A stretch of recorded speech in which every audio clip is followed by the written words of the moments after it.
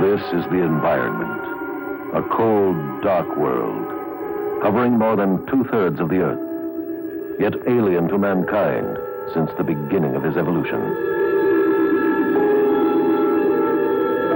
A hostile world in which surrounding water pressures increase nearly 15 pounds per square inch for every 33 feet of depth. This is the environment.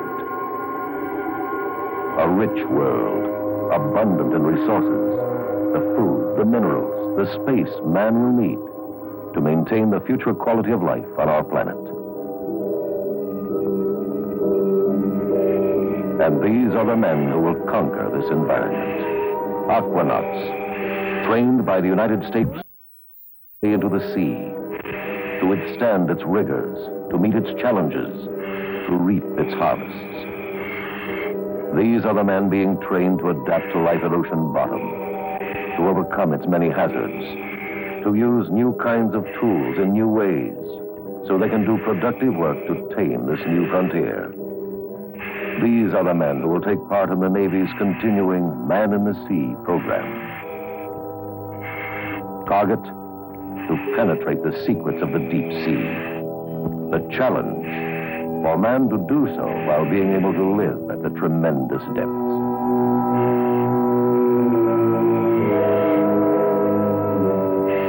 Waiting for the Aquanauts on the continental shelf will be an ocean floor habitat. And there will be special underwater tools, which they already will have been taught to use.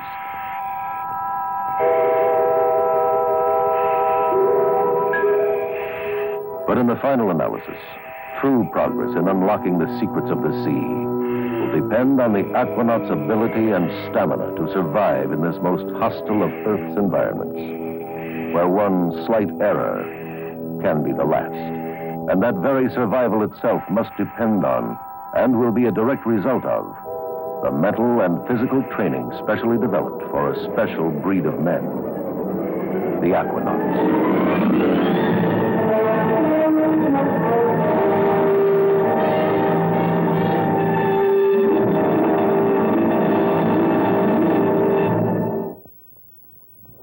Is that if the habitat sits here with the diving station... In preparation for the Sealab experiments, men are selected for Aquanaut training at Navy installations all over the country. And our rings will be sitting out here with the plow anchor. All right, O'Malley, real still now. Don't move. Top physical fitness is a prime requisite. Each man is thoroughly checked, and baseline performance data are established for each candidate for later comparisons. Standard electrocardiogram and electroencephalogram tests are made, as well as more sophisticated measurements such as the pedal-driven ergometer to determine cardiopulmonary functions.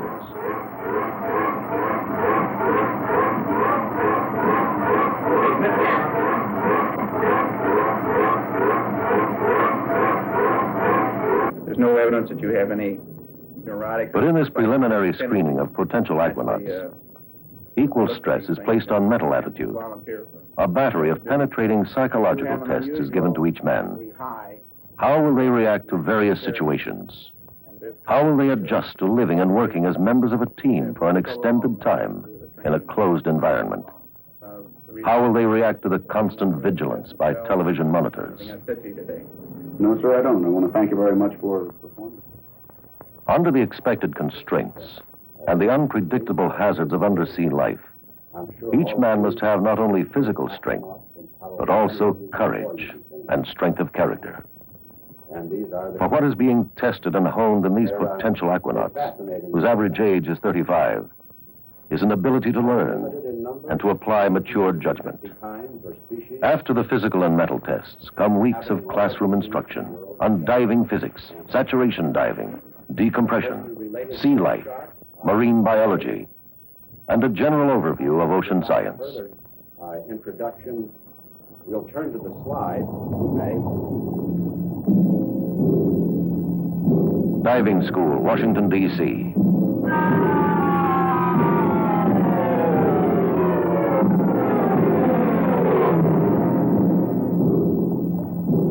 Weeks of intensive training in hard hat diving For some, a new experience. For others, a refresher course, a chance to sharpen their abilities. Learning how to handle an air hose and to adjust for neutral, negative, and positive buoyancy. For a man in the sea must know his own limitations and often confine his activities to a narrow zone of operations.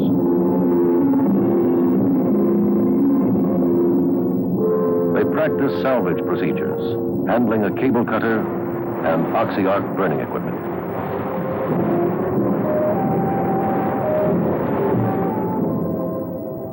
In hard hat diving, a man's time in the bottom is brief, and his body absorbs only a small amount of the mixed gases he breathes.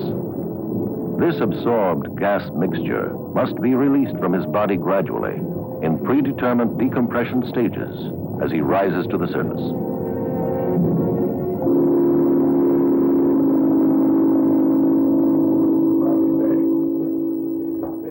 The Sealab assignment would call for divers to descend to 600 feet, to live and work at that depth for 12-day periods. A demanding physiological adjustment, and a demanding new phase of training. Key West, Florida. Here at the Navy facility, the Aquanauts use scuba equipment with breathing gas mixtures similar to those they will use in Sealab itself.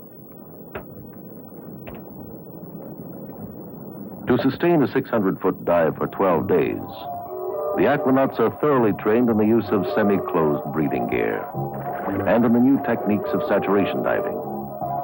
Deep beneath the sea, the Aquanauts' breathing gas will be a mixture of helium and oxygen.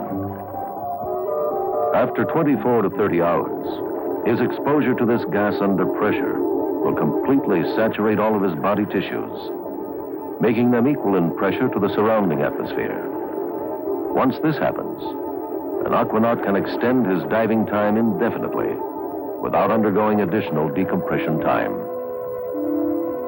This phenomenon promises to allow men to become more than just a brief visitor to the ocean depths.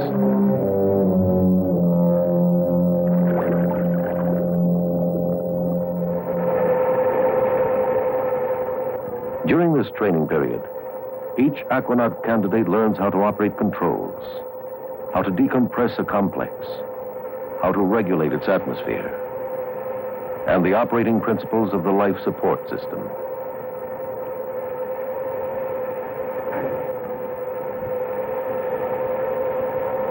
This scrubber uses lithium hydroxide to purge exhaled carbon dioxide from the atmosphere.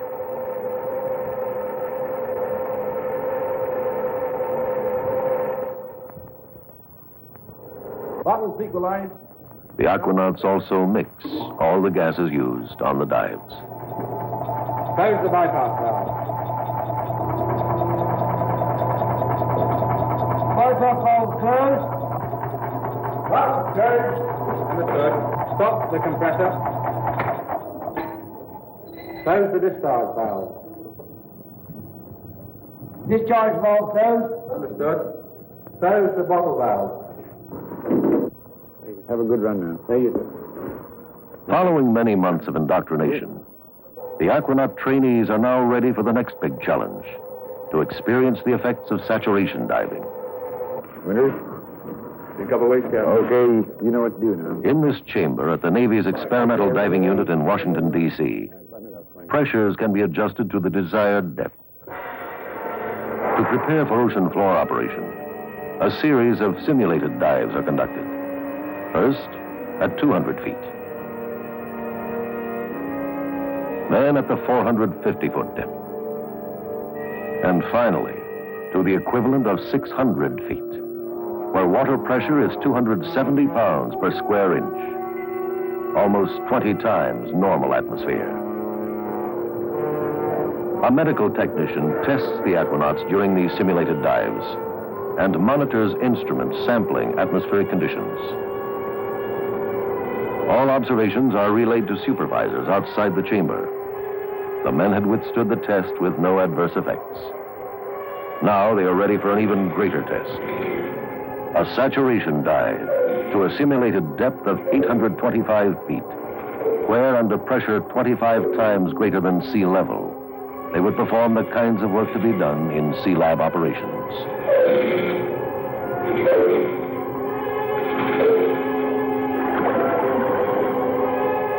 Gas reference hoses are attached to the Mark 8 equipment, transmitting to outside observers the cardiac and muscular responses of the Aquanauts as they exercise. All the energy-draining discomforts of living and working on the bottom without ever going to sea. One of the problems of life in the ocean floor Aquanaut dwelling is voice communications. For research purposes, each man tapes a series of 50 words. The helium in the mixed gas atmosphere they breathe is very light, and sound waves travel twice as fast in helium than in normal atmosphere. At a pressure many times that of sea level, the effect of this combination of conditions on the sound vibrations and pressure on the vocal cords is distinctive.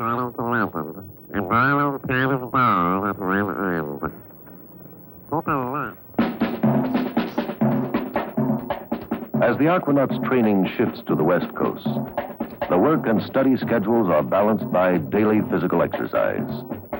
Muscles are limbered by calisthenics.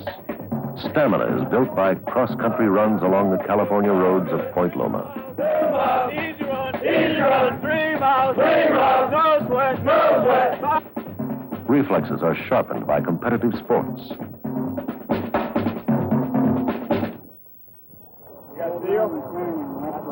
Now, training turns to open sea diving exercises off the coast of California at Anacapa Island. Work with Sealab equipment and safety procedures are stressed.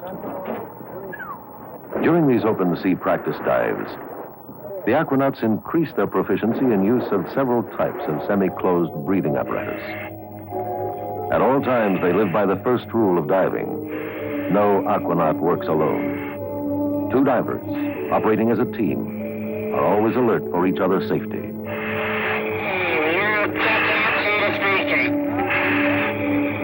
The men who are becoming Aquanauts and who will develop the potential of the sea cannot work with bare hands alone. They need tools.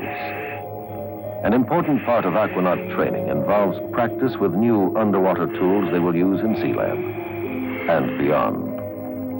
Operation of even the simplest tools takes practice, because here in the sea, the buoyed weightlessness of a diver offers little resistance to his efforts.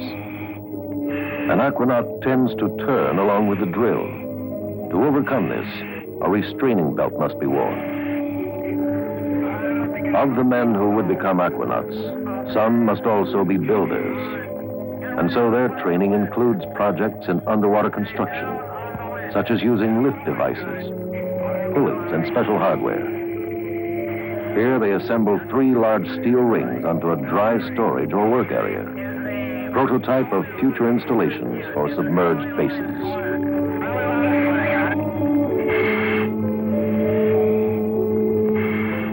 Salvage work is also an important part of the ocean floor training program, lifting large objects from the sea bottom to simulate the recovery of a wrecked ship or plane.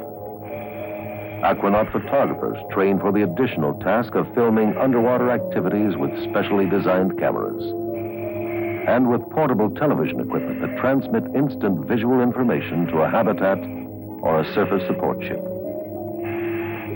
And as the Aquanauts prepare to enter this underwater frontier, they learn to push back its limits by experimenting with new devices, a system of handheld sonar, or a pinger locator to help them home in for safer navigation in the deep, sunless waters of the continental shelf, where nearby objects can be quickly lost from sight.